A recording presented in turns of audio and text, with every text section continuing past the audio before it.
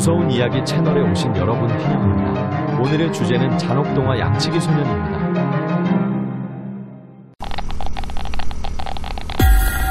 그리스 중부 지역 어느 외딴 곳에 자리에 있는 깊은 산골. 그곳에 자그마한 마을이 하나 있었다.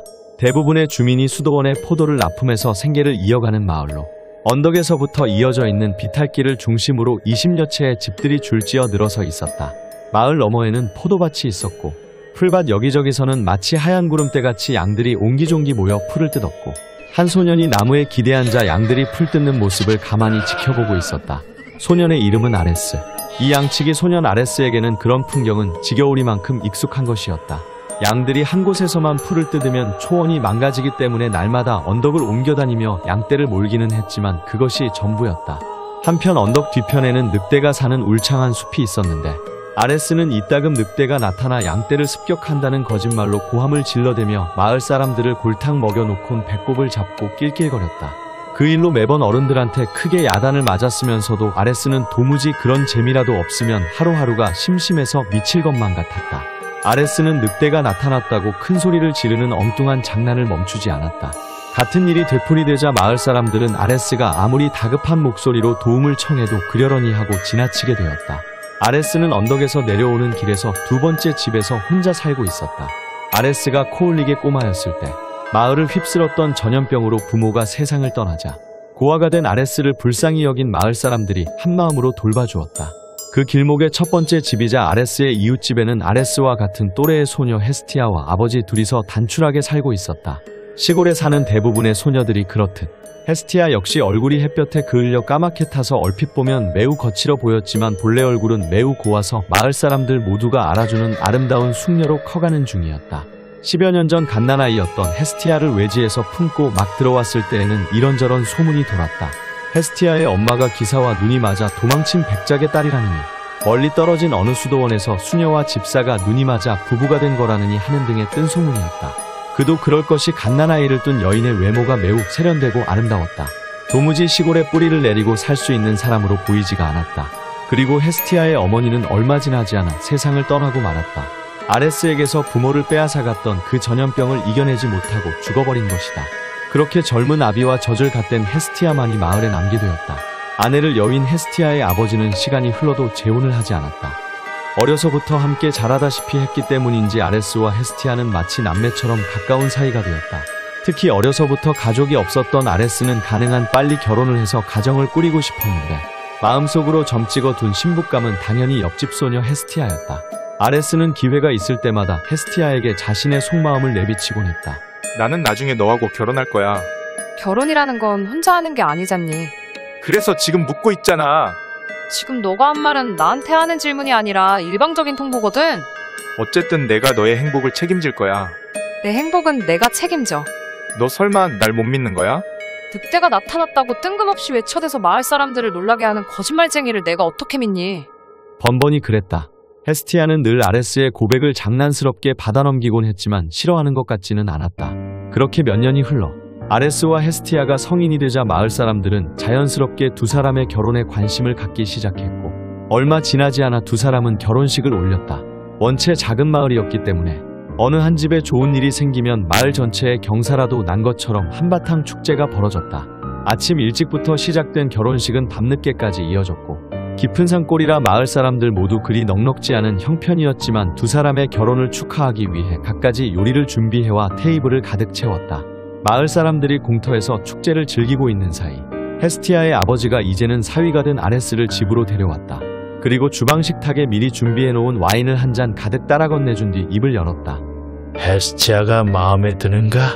우리들이 어렸을 때부터 워낙 친하게 지냈잖아요. 다른 여자는 꿈에도 생각해 본 적 없어요. 그랬구나. 그런데 아저씨야말로 제가 마음에 드세요? 마음에 들지 않았다면 아마도 이 결혼은 없었겠지?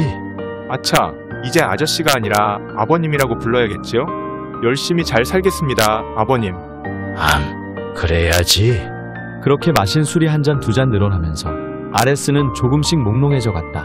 오늘은 결혼식을 올린 아주 특별한 날인 만큼 정신줄을 단단히 부여잡아야 한다고 생각했지만 의식은 자꾸만 멀어지고 있었다. 와인을 마시던 주방 테이블에 엎드린 채 정신없이 골아떨어진 아레스가 잠에서 깨어난 것은 자정 무렵이었다. 마을 사람들은 모두 다 집으로 돌아갔는지 목청 높여 부르던 노랫소리도 더는 들려오지 않았다. 주방 문틈새로 거실 쪽에서 불빛이 들어왔고 누군가가 움직이는 듯한 인기척이 느껴졌다. 신혼 첫날부터 추한 꼴을 보이다니. 아레스는 자신을 책망하며 애써 정신을 다잡았다. 아직 숙취가 남아있어 조심스럽게 자리에서 일어나 거실로 발걸음을 향했다. 주방문 손잡이를 잡아당기려는 순간 모든 동작을 멈추게 하는 이상야릇한 신음이 귓전을 파고들었다. 까닭은 알 수 없었지만 온몸의 솜털이 곤두설만큼 긴장한 아레스는 두 귀를 쫑긋 세운 채 거실에서 들려오는 소리에 집중했다. 교성이었다. 아레스는 아직 수총각이지만 거실에서 들려오는 소리는 남녀가 성교할 때 여자의 입에서 나오는 소리라는 정도는 직감적으로 알 수 있었다. 도무지 이해가 되지 않았다. 지금 헤스티아의 집에서는 그런 소리가 날 수 없었다. 아레스는 숨소리마저 죽여가며 거실 안쪽을 살펴보았다. 벽난로에서는 장작이 타고 있었고 그 앞에 놓인 소파에는 헤스티아가 결혼식 때 입었던 드레스를 갈아입지도 않은 채 누워 있었다. 헤스티아의 입은 절반쯤 벌어진 채 조금 전에 들었던 교성을 간간히 토해내고 있었다. 사람들이 건네는 축하주 때문에 헤스티아도 나처럼 취해버렸구나. 그런데 아니었다. 취한 사람이 혼자 교성을 내지르며 술주정을 할 리가 없었다. 고개를 갸웃한 아레스의 시선이 헤스티아의 하반신으로 옮겨졌다. 저건 뭐지? 도대체 누구야? 어떤 남자가 헤스티아의 치마 속에 얼굴을 파묻은 채 들썩이고 있었다. 치마에 가려 보이지는 않았지만 어떤 일이 진행되고 있는지는 충분히 짐작할 수 있었다. 그 순간 아레스의 뇌리에 두세 발자국만 옮기면 손에 넣을 수 있는 부엌칼이 떠올랐다. 행복한 미래를 꿈꾸며 결혼식을 올린 날, 신부를 범한 파렴치하는 최소한 목숨으로 응징해야 한다는 생각이 들었다. 그때 남자의 상체가 헤스티아의 치마에서 빠져나왔다. 어떻게 이런 일이? 헤스티아의 아버지였다. 체액과 침으로 번들거리는 입술을 소매자락으로 쓱 닦게낸 그는 헤스티아가 입고 있던 옷을 본격적으로 벗기기 시작했다. 드레스가 벗겨지고 가슴과 허리를 감싸고 있던 코르셋이 바닥으로 떨어져 내렸다. 아레스는 어찌할 바를 모르고 힘껏 움켜쥔 주먹은 부르르 떨리고 있었다. 가슴은 지금 당장 문을 박차고 들어가 난도질을 하라고 부추겼고 머리는 어쨌든 헤스티아의 아버지이므로 이성적인 대처를 하라고 다독였다. 아레스는 마음속으로 외쳤다. 헤스티아, 정신 차려? 도대체 얼마나 마신 거야? 하지만 헤스티아는 여전히 널브러져 있었다. 손가락 하나 움직일 수 없을 만큼 취한 모양이었다. 취하지 않았다면 처음부터 이런 일은 벌어지지도 않았을 터였다. 반항 한 번 하지 못한 채 당하지는 않았을 것이다. 헤스티아는 실오라기 하나 걸치지 않은 알몸이 되었고 그 앞에선 악마의 몸을 숨기고 있던 옷가지 역시 하나씩 얇아져갔다.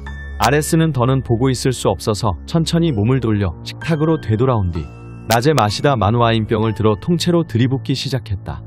이튿날 아침 헤스티아의 표정은 늘 그랬던 것처럼 명랑했다. 헤스티아의 아버지 역시 아무 일도 없었던 듯 자연스럽기만 했다. 아레스는 혼란스러웠다. 지난밤에 보았던 모습이 악몽일 수도 있겠다는 생각이 들 정도였다.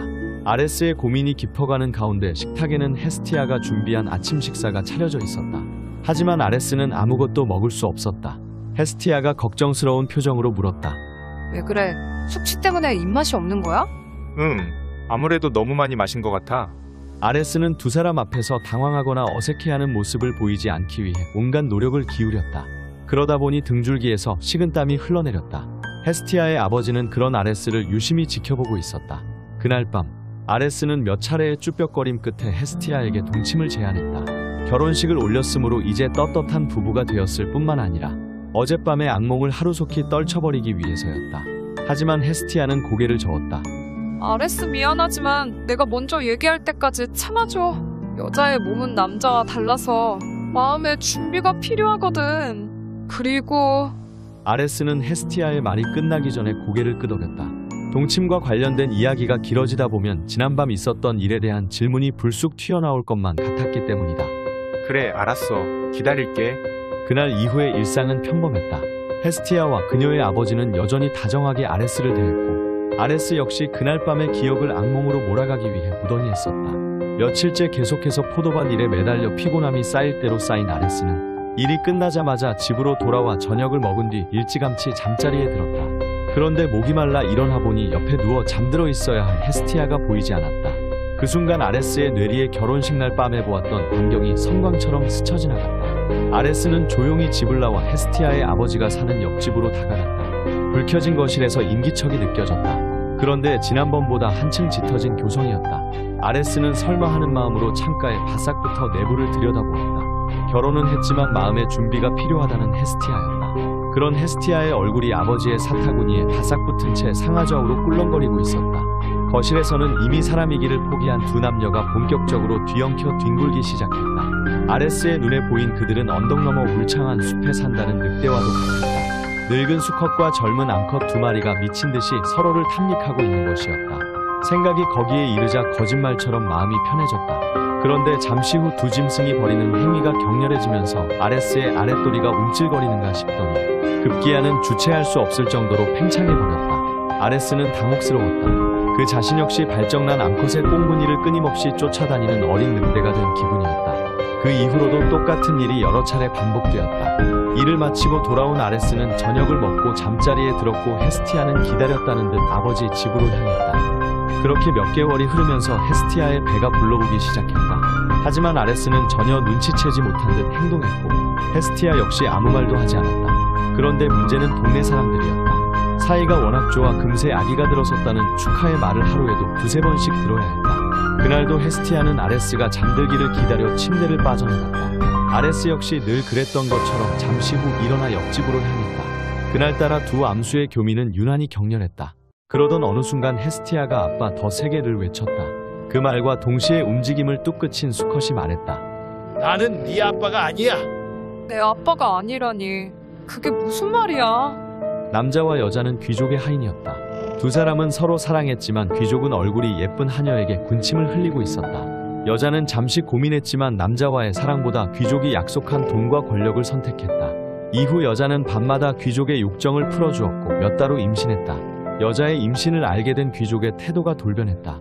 여자가 애원하자 약속했던 돈과 권력은커녕 목숨을 위협하기도 했다.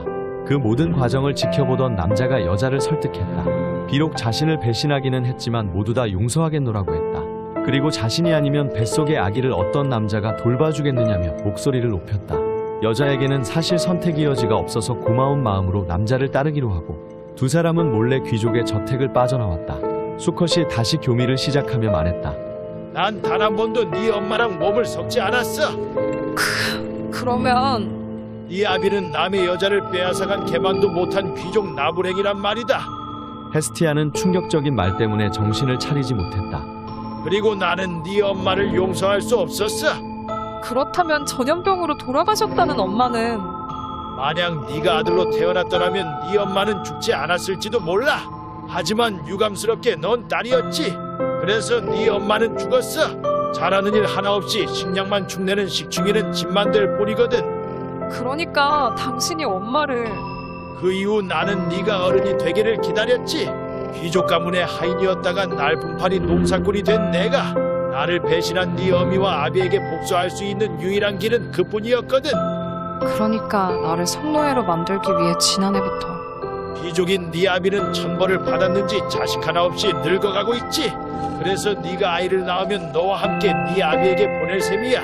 다행히 네가 네 아비의 이목구비를 쏙 빼닮아 한눈에 알아볼 수 있을걸. 그리고 얼마 지나지 않아 네 아비가 죽으면 네가 낳은 아이가 모든 것을 물려받게 될 거야. 신분과 권력, 재산까지 말이다. 그러면 그 모든 것은 또한 내 것이 될 테고. 아레스는 조용히 주방으로 발걸음을 옮겼다. 그리고 가장 큰 부엌칼을 꺼내 거실로 들어갔다. 아레스가 다가가다가 누워있던 헤스티아와 눈이 마주쳤다. 헤스티아의 눈에서 눈물 한 방울이 주르륵 흘러내렸다. 아레스는 움켜쥔 부엌칼을 높이 치켜들어 수컷의 왼쪽 옆구리에 찔러 넣었다. 수컷이 헉하는 비명과 함께 합체되어 있던 헤스티아의 몸에서 분리되더니 힘없이 축 늘어져 버렸다. 아레스는 오랜 친구이자 아내인 헤스티아의 알몸을 처음으로 정면에서 바라보았다. 숨을 한 번 내쉬기 전까지만 해도 다른 남자를 통째로 담고 있던 몸이었다. 하지만 아름다웠다. 그래서 더 서러웠다. 그래서 더더욱 용서할 수가 없었다. 아레스의 입에서 들릴 듯 말 듯 작은 목소리가 새어나왔다. 행복하게 살자고 약속했었잖아. 하지만 헤스티아는 몽롱한 표정으로 아레스를 바라보고 있을 뿐이었다. 너를 진심으로 사랑했다고. 잠시 후 아레스는 다시 한번 부엌칼을 치켜들었다.